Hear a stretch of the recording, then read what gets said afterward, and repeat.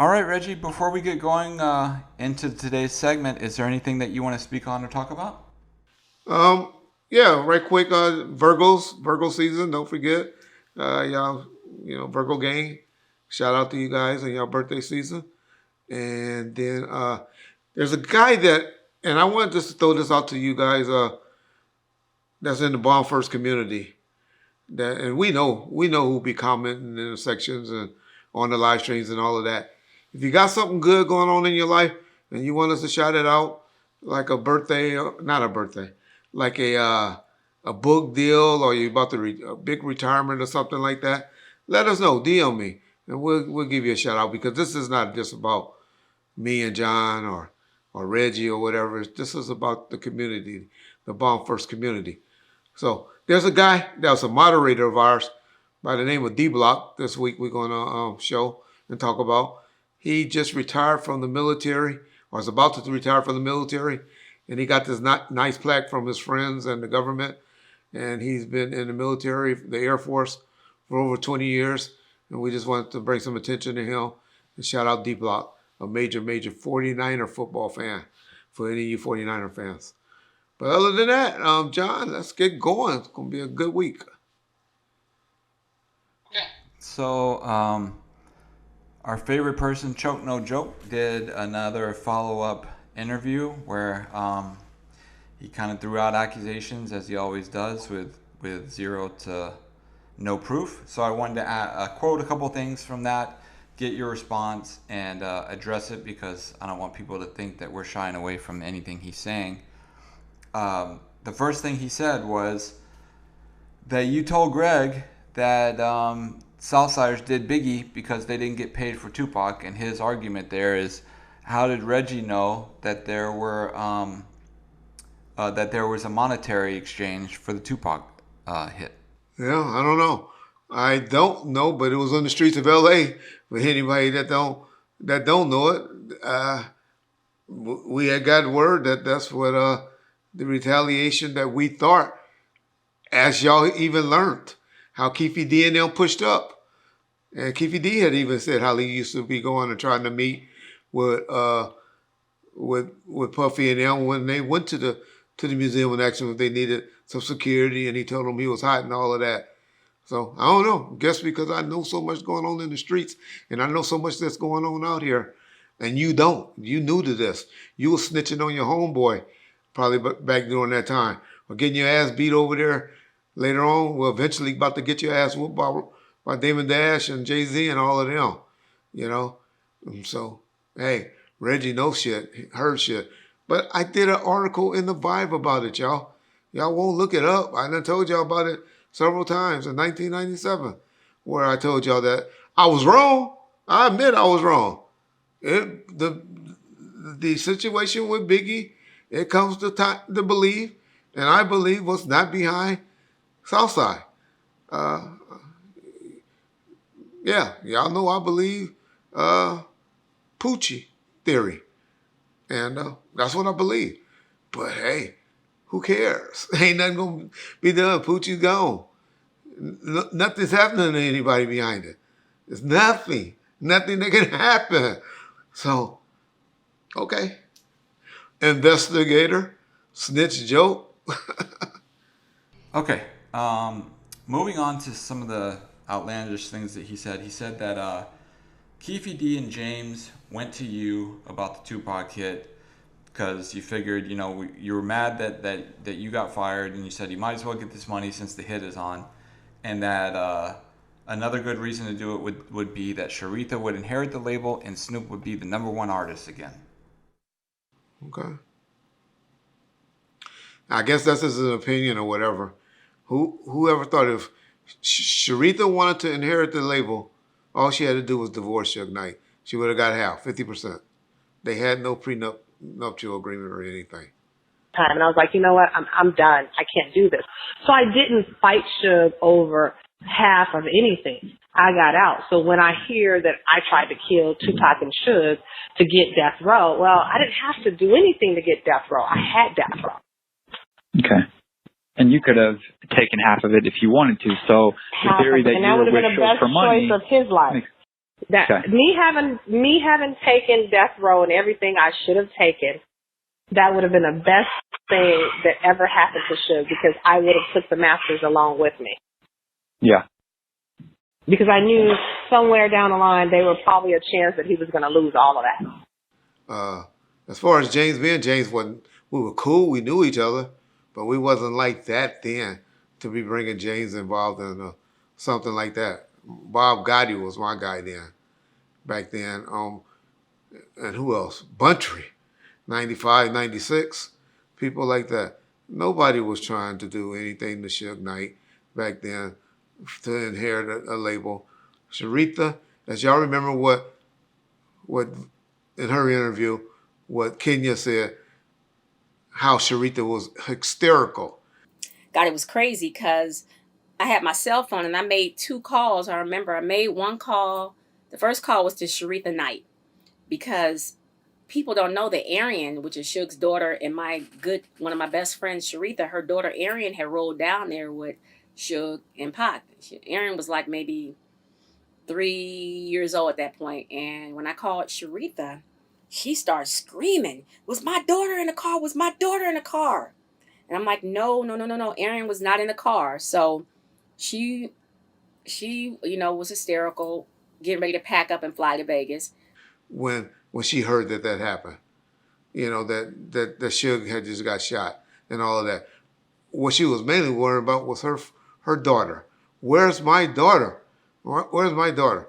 So would she be involved, or want somebody doing something that she knew was going to happen to Suge Knight or Tupac, and have her daughter possibly? And I know she wouldn't be going to a nightclub with him, but nobody knew when that was going to happen, when he was going to drop Arian off at the hotel. If you know something like that's going on, you would keep your Arian can't go out there with you this weekend. She can't go out there and hang out with you. Y'all be like, well, why was Arian out there anyway? Why was she? Because the next day everybody was going. There was going to be a big party or reunion or something like that at Lake Mead out there, where everybody was going to ride the jet skis and stuff like that. Not saying that Arian would have been in the car with Suge, but trust me, a mother would have kept her child out there in L.A. if she thought or was a part of some bullshit like that happening. Okay. The next thing he talks about is, he said that Suge Knight took Kevin Gaines to the desert, beat him up, and left him naked. Can you speak to that? Yeah. When you two started dating, obviously it wasn't public, as you mentioned that you and Suge weren't quote unquote together, but what was Suge's reaction when he found out about this? Was there any bad drama, or was everything in agreement? No, Suge was not happy at all that he found out I was dating someone. Now, remind you, he had plenty of women, but Kevin was never around anything. Kevin's never been to anything, never no business, never no premieres, never any parties, never any events. But Suge had all his women at these events, but that was our agreement, and I kept our agreement. Kevin, that was my private, personal life. Suge was my professional life. Okay. So, no, they never got introduced to each other. Suge was devastated when he found out I, quote unquote, had a boyfriend. Gotcha. How did he find out? How did Suge? You know I gotta ask. One of our many stories. There was an event in Vegas that we all were at, not Kevin, but the Death Row family. And I had already planned for me and my family, along with Kevin, to come to Vegas. There was my uncle, there was my grandmother, there was my mother, me and Kevin. Well, they wasn't coming to Vegas until after. So I left Vegas for the event, thought Suge was leaving from Vegas at this time. So I said, okay. So I drove back flew back to California, drove back out to Vegas like the next day. to be, this was my family planning this weekend. Well, I didn't know Suge didn't leave Vegas. If I would have known Suge didn't leave Vegas, I wouldn't have been in Vegas. Oh, no. Yeah. So we were at a hotel, and I don't really remember the hotel, but we were at a hotel, and we came out the hotel. We were standing there waiting for valet to bring the car. And here comes Suge and one of his homies. And I think I got speechless at the time because I would never I knew how Suge felt. Let me say that. I really knew how he felt. He still had feelings. I think he thought we were going to have an opportunity to be together when he stopped doing whatever he was going to do. And I had to once move on. I am human. I can't wait for you forever to grow up. I have to do something too. So the look on his face just hurt my heart because this is the first time I've ever seen him this hurt. And so he asked us for a ride. So the car comes along and we all get in the van. I'm like, okay, bye. And he said, well, can you give me a ride to such and such hotel? And I was like, oh gosh, here we go. So I ended up in the back seat. He was like, well, can you sit back here so I can talk to you? I'm like, oh, goodness. So we get in the back seat. His friend sits in the doorway because we had a van, and he's back here talking, and I don't really want to say what we talked about because it's of course. Yeah. He was just devastated. He didn't know how to deal with it. Let me just say that. So his idea is to kidnap me. So his idea that he was going to kidnap me. And I'm like, everybody gets out of the van, and I'm still in the van trying to get him to get out of the van. And he jumps into the front seat and just takes off. And everybody else is standing on the curb like, what is going on? So I finally convinced him, stop. You got to stop this. And he stopped. He pulled over to Parker at my hotel, and I took off. And I hid from him so he could leave me alone. So I was like, okay, I'm going to hide from him because he lost his mind. I can't deal with him. So he ended up finding out, I guess because we're quote unquote married, he has right to know what rooms I have. Oh, and I see. So we were still legally married. So he had right to ask what rooms I had because he was looking for Kevin. He was looking for Kevin at this time. Oh, no. And he ended up in my grandmother's room. Okay. And he calls me on the phone and says, where are you? I'm in your grandmother's room. So you threatening my grandmother? And he was like, no, I'm going to get her some room service. We in here, we about to eat. So I knew what that meant. You better get over here because I ain't leaving your grandmother until you show up. So I ended up showing up. Long story short, I told everybody to go home. I said, y'all go home. I'm going to deal with Suge. I mean, how much lack of fear, I guess you could say, does somebody like Kevin have to date you knowing that, Suge still has feelings for you, you guys are still legally married? Or did he just, because he was an officer, he didn't have that fear? He was more afraid that he might have to shoot Suge than anything else. Gotcha. That's what if I have to determine his fear, because when Suge and his friend, because now you're thinking his friend is in the doorway, what are they trying to plan? So I could see Kevin takes his gun out of his holster and sit it on his lap. That was fear in itself. He did not at all want to have to defend himself. Okay. So as a man, it doesn't matter whether you're a police officer or a man, you're a human. You don't want to ever have to defend yourself from your girlfriend's father. And then you're the one that shot her father. Well, that wouldn't go very well even with me, whether me and Suge was together or not.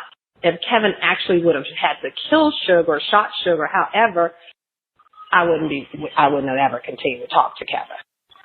Gotcha. So it's a fear within itself. So yes, he was afraid that he had to make a decision that he didn't want to make. So fortunately, he didn't have to make that decision. Yeah, I heard Sarita. Here's some audio of an interview, a live stream that we did back in the day with Sarita when she laughed about that. I'm telling y'all, if anything like that would have happened, And y'all believe anything about Kevin Gaines and now? Trust me, they would have been there, got them. They wouldn't have waited no 6 or 8 months to get no Suge Knight or whoever did something like that to him.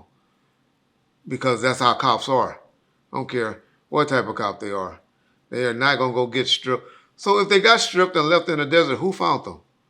Who found them, y'all? That's just some YouTubers, idiots on YouTube, that stupid, I hate even using the word because y'all get mad, but this old white YouTuber, Michael Carlin, that made that up. Nobody else has ever talked about that. None of Gaines' friends. None of his old cop buddies. Sharita told y'all what happened on that situation where they got in the car, in the backseat of the car at the hotel, and y'all just don't know how Sharita talked to Suge. Sharita was not the type of female that was scared of Suge motherfucking Knight. They had a crazy relationship as far as going back and forth with each other.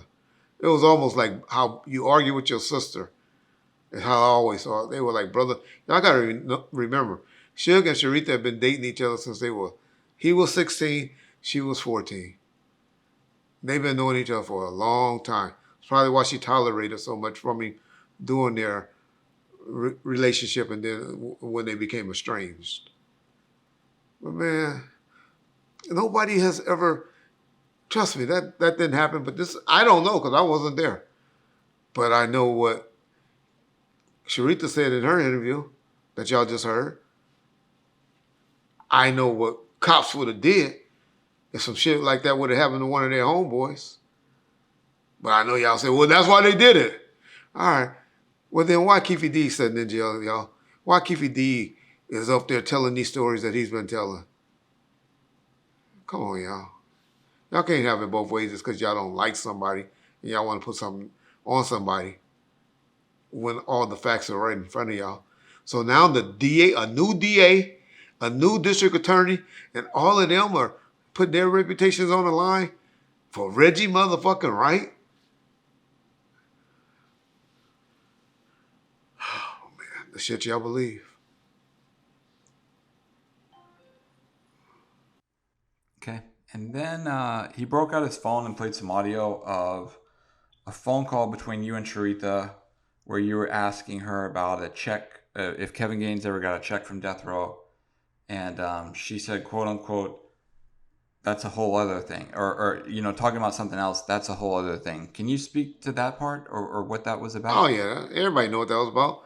When it was the Biggie shit. It's all in the book. Greg Katie's done talked about it. Where I done admitted that, that I believe the money came from Sharita for the alleged hit. And how it came and all of that. Y'all know about it, anybody that know it. But that's all we talking about. We ain't going to talk about that. We ain't going to talk about that money. Greg Katie's put it out. He put it in the book. For those of y'all don't know, go research it and find out what was said. But that's all that is. But nobody know Kevin Gaines. I have never met Kevin Gaines, seen Kevin Gaines before in my motherfucking life. And my whole point, if you listen to the conversation, I was pretty much saying, man, what the fuck, Sharita? You gave him a check? You had a check cut out to Kevin Gaines for $10,000? That's because RJ and Tanique and all of them was pushing that they got a check and saying that. And Sharita's like, Reggie, come on. Why would I be hiding somebody and then leaving a paper trail, cutting checks to them? Sharita, Suge would have had a fucking holy nut case if she knew who she was fucking. He didn't care about who she was fucking out in publicly and all of that. But Suge was still the type of man that was like, no, shit, you still my wife. Even though I'm doing the shit I'm doing, you still my wife. And so that's why she had to fuck with a nigga that was, not scared of no gang members or whatever. And who was that? A cop. And so that's why she probably started dating him. Because he was probably the only one was like, fuck that nigga. I ain't scared of it. Okay, that's Suge Knight. Fuck it. That's the mentality of a cop. And so that's why the only nigga she probably could date and stuff like that during that time period. Because most niggas didn't want that drama. Would you have messed with her? Knowing that the reputation that Suge had during that time? And the crew that he had? I wouldn't have. I wouldn't have. Okay, the next thing he goes into is he brings up David Mack and Rafael Perez getting in trouble and saying, how come they never brought up your name, Reggie? Why would they? You were the lowest person on the totem pole at that time. That's why they didn't bring up your name. Well, that's who usually gets snitched on first. Yeah, the lower. Yeah. See, you want to kind of downplay. 1 minute you want to make like I'm this tough guy and this order shot calling and ordering all these hits. Then the next minute when it don't make sense, oh you the peon. That's why they ain't never meant. Make up your mind, dog. Which one is it? Either I'm a tough guy or I'm a peon. Which one is it? Well, okay. But think about what was out there in 97, 98 and all that when that Rampart stuff was going on. The biggest case for any LAPD would have been to solve the Biggie Small murder investigation. Right? Shit. If a DA would have known that they could have got Reggie Wright and Suge Knight on a fucking murder case versus some guns, some Mexican drug dealers or some black gang members getting dope cases and gun cases overturned. But this big old high profile case, shit, and all we about to give him is 6 or 7 years? Hey man, okay, that's cool. We got those 70 cases overturned. But that one big one, that murder case, those guys, Reggie Wright and Suge Knight, you tell us that one, you won't have to do 6 or 7 years, Raphael. Oh, no, they too tough. I ain't snitching on them. Y'all think that's what Raphael said? All right. Hey, David Mack, you got like 7 or 8 years left on that, on this case, on this 14-year sentence you and the feds doing time for, man. You come home right now. All we need to know is Reggie and Suge, or Reggie or Suge hired you. And you can walk out right now. Y'all don't think they would have did that? These are cops. Y'all remember? Snitches, rats. Have y'all ever once heard them mention my name ever in life? Or Suge? No, because they didn't know us. They couldn't prove any way of knowing us. But all you YouTuber experts, all the documentaries, oh yeah, they were friends. They knew each other. Where? How? They got skip trace. They got all that type of stuff to find out if niggas was talking to each other on the phones and all of that. Even to meet up, you got to call and say, hey, David, meet me at Melrose. Meet me somewhere. Got to have at least a 30-second phone call, just that. You don't think they checked all that?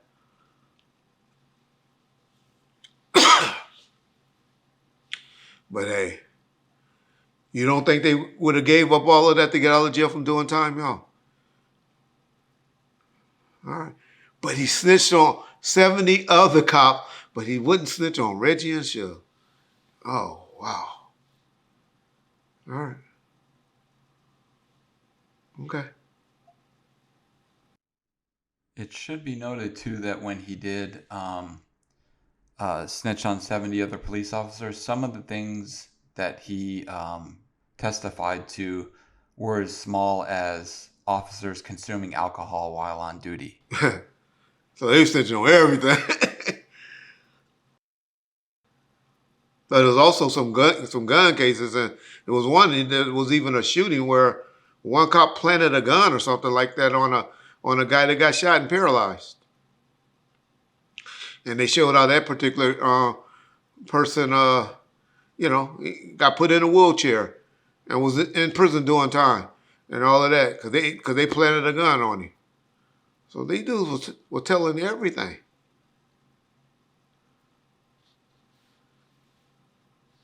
Yeah, that's correct. It looks like the guy who they framed was Javier Ovando, which was the one that they shot and then framed. And then another big thing that he did was stole and resold at least $800,000 worth of cocaine from evidence lockers. So, But they ain't gonna tell on Reggie and Shug. All right. All right.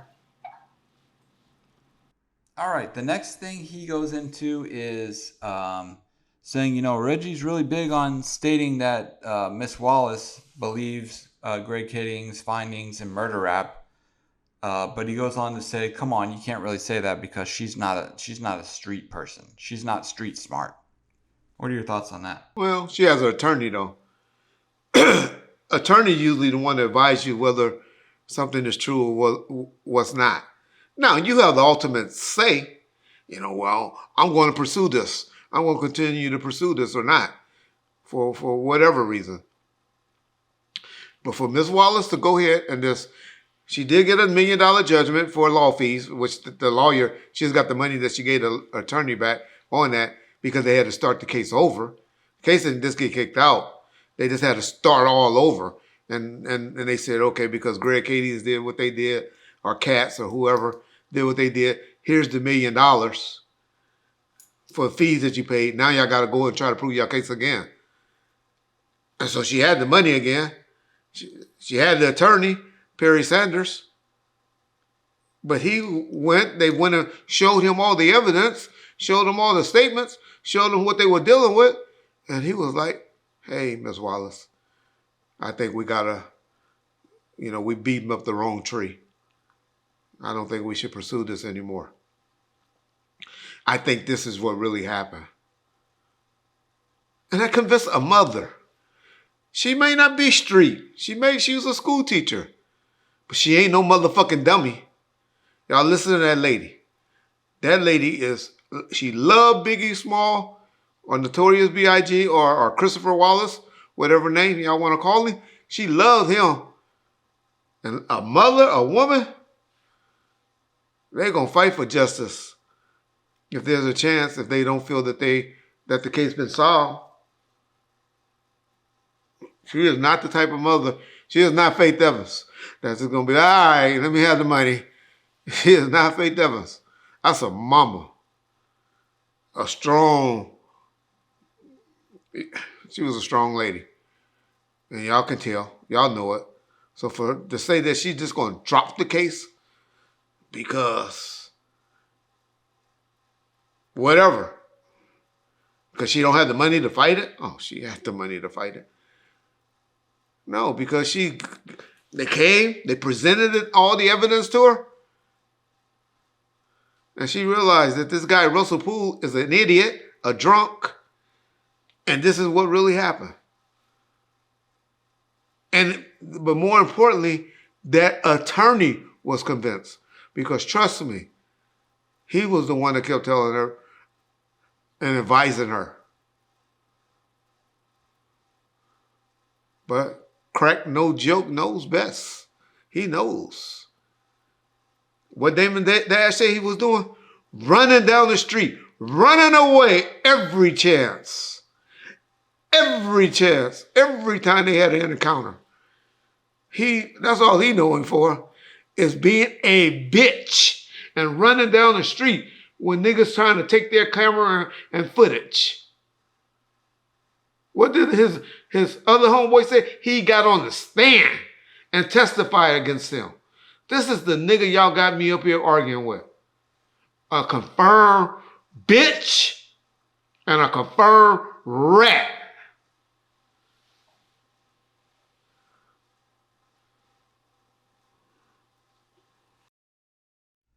All right, the next thing he goes into, Reggie, is he says that the story about paying Orlando Anderson $60,000 was a lie and that Orlando Anderson was at the hospital at the time of the shooting. Yeah. Well, only thing I can say on that is Orlando Anderson sued the 2Pac estate. And nowhere does mention that he went to the hospital and he had these particular damages done, and he seek medical treatment for these damages. That's law 101. First thing the attorney would have put in a lawsuit.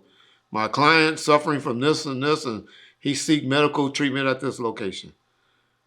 The DA on the 2Pac case now has personally told me that there's no evidence, nowhere that Orlando went to the hospital that particular night. Okay. The $60,000 part. Well, okay. Suge actually didn't pay him. He didn't pay. He had Norris Anderson and Reggie Wright take the money down there. Or the check. It probably was a check. It was a check. And give to the attorney.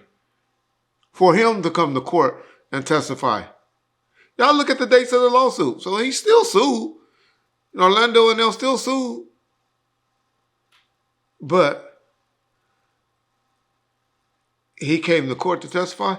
So this gang member gonna come to court to testify for Suge and say that Suge saved his life and all of that, and Suge was his savior and all of that. But when the beating victim Orlando Anderson took the stand, he testified Knight tried to stop the beating. Again, we cannot show you Anderson on the stand. I seen him standing right there helping me. He was about the only one. He was helping you, is that correct? Yes. Las Vegas Metro Homicide Detective Brent Becker later took the stand and testified Anderson had a much different story when he interviewed him in October. He made the comment that 2Pac and Knight beat him up pretty good. And He specifically said he used Knight. the first name 2Pac and the last name Knight. Anderson was arrested last month in a sweep of Compton gangsters. Las Vegas homicide cops are still investigating possible links between Anderson's beating and the shooting death of rapper 2Pac Shakur on the Vegas Strip later that night. That's what the type of story y'all want to believe that Orlando going to do for sure. Okay, all right, y'all right. Keep listening to the snitch. Keep listening. KVD told y'all the story before I have told y'all the story way before that. KVD came on there and confirmed it. Y'all was like, yeah, because you and KVD on the same page, y'all. Or maybe just because it's the truth. I'm not one. I know y'all figure you catch a person in one lie. Everything else they say is a lie. I'm not one to say that. I say people are a liar. People lie. But there's also be some truth to something. With Gene Deal, I say he lied. He embellished situations and all of that. But I don't say everything that he says is a lie. But that's how y'all do on YouTube. I guess that's what y'all do. But I'm not one to ever say that everything a person says is a lie. I just think y'all got to be able to determine which part is a lie, which part isn't a lie. And that's where your radars or your antennas need to go up.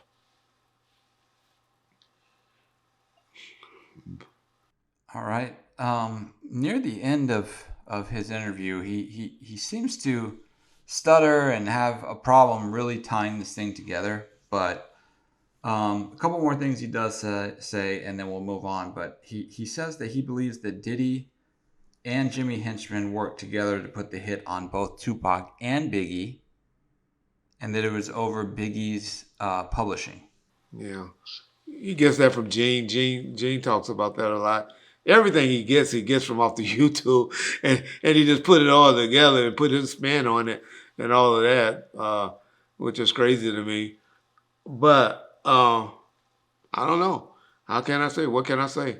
I believe, I have always heard it was Jimmy showing Puffy that I'm the man. This guy 2Pac ain't all that tough, or whoever was protecting 2Pac at the time. If it was Asian Jack or whoever, they ain't all that tough. That I'm the man, and you watch what I'm about to do. He trying to teach Andre Herrero and Puffy a lesson.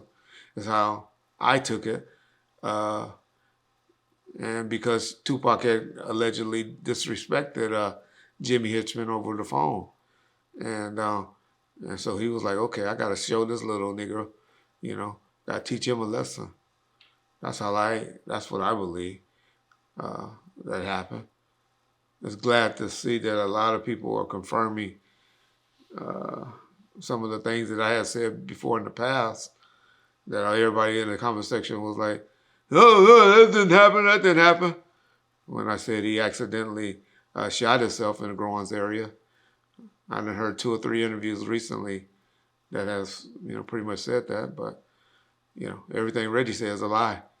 But it seems like every time Reggie says something, y'all hear about it later. It end up coming up as turning out to be, damn, we did hear that first. But then everybody always forget where they heard it first from. Because when I said it was a lie, now other people saying it, then, oh yeah, that did happen. Yep. All right, and then last but not least, he tries real hard to try to tie you into it at the end, because first he says that that Diddy and Jimmy Hinchman were the ones behind all this. But then he goes on to say, but Reggie orchestrated both the murders because he's the quote-unquote self-labeled orchestrator, that you don't get your hands dirty. Yeah. I've always said that. I believe that Jill and all of that is for fighting and stuff like that is for Jill and all of that. But I don't. I have never been the type of guy that go and put any type of work. Will never get no car and do nothing. I'm a reactor. I'm one that with you and that's going to react to things that happens. But yeah, I don't believe in being spontaneous at all. And so that's what I mean when I say I will orchestrate something. If I want somebody to get slapped or something like that, we're going to put a plan together. You'll never get me being emotional like a bitch and spontaneous and taking penitentiary chances.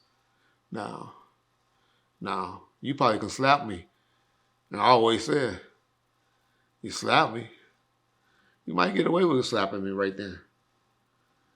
But trust me, you're going to pay for that slap one day. And that's what I mean by that. So, yeah. Okay. Before we finish discussing the whole choke no joke stuff, is there anything you want to end on? Because he claims he's not going to talk about you anymore. That this is the last time he's gonna speak on you. Okay. I bet you. By October, not October. Fuck that. September the 22nd, he will have my name in his mouth somehow. But the only thing is, y'all. And this is what y'all got to really ask yourself. And this is all y'all need to do. On the Biggie Small, why would, if y'all believe the LAPD stuff, I don't believe it, but if y'all believe the crooked cop stuff, why would those cops sit in jail and do prison time when they could have got a free pass by laying out Reggie and Shug? Okay.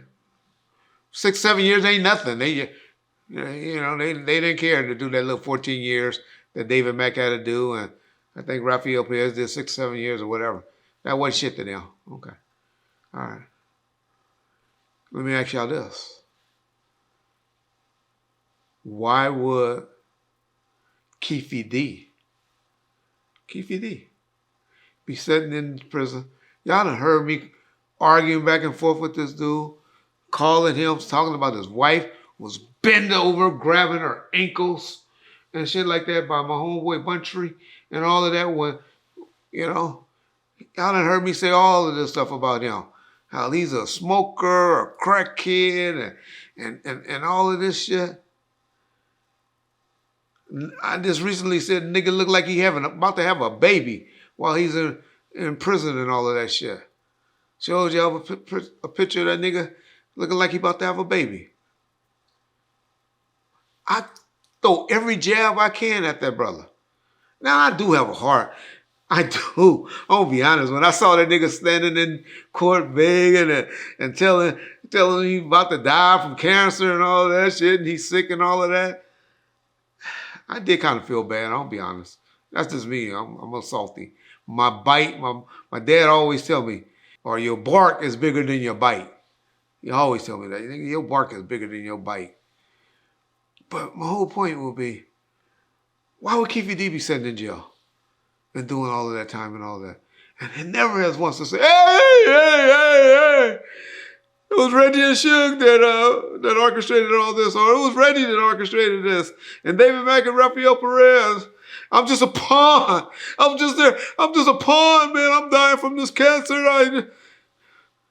Hey, Reggie, I got to do a fucking a GoFund page, something similar to a GoFund page to raise bail, man. You better put some money on there to bail me out. Because trust me, if I knew a nigga like that had something and he was my pawn and all of that, it wouldn't be no fucking attorney like the one he got that would be representing him. I wouldn't be clowning that crackhead, toothless, pregnant, infected motherfucker like I do. If the nigga had any dirt on me, I would never mention his name.